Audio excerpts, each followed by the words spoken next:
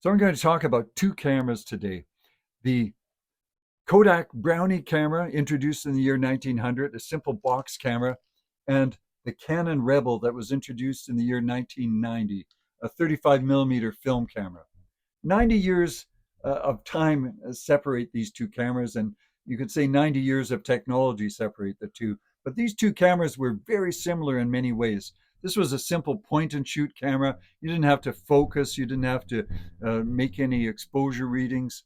And the Canon 2 was a simple point and shoot camera. Again, you could use it totally automatically.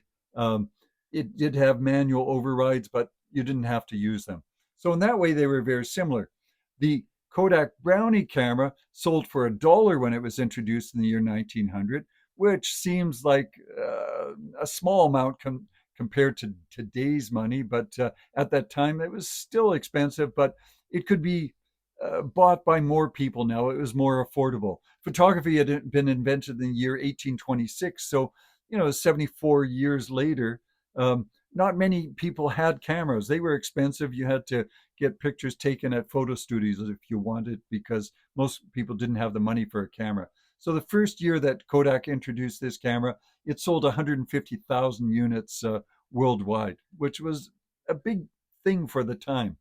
The Canon Rebel, the first year that it was introduced in the year 1990, sold about a million or so cameras, which, well, it was 90 years separating. So that was the big difference there. And it sold for about $400 to $500, which, of course, is much more than the Kodak Brownie. But you have to realize that's 90 years of technology that took place between these two cameras.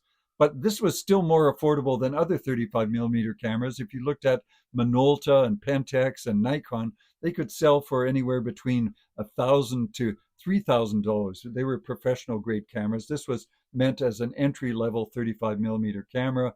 Um, and just to get people interested in 35 millimeter photography. So, two cameras separated by 90 years. This one to get people interested in photography initially, and this one 90 years later to get people interested in a certain aspect of photography, which was 35 millimeter photography. But it's interesting to see how the evolution of cameras took place, and how some things changed, a lot of things changed, but other things stayed the same.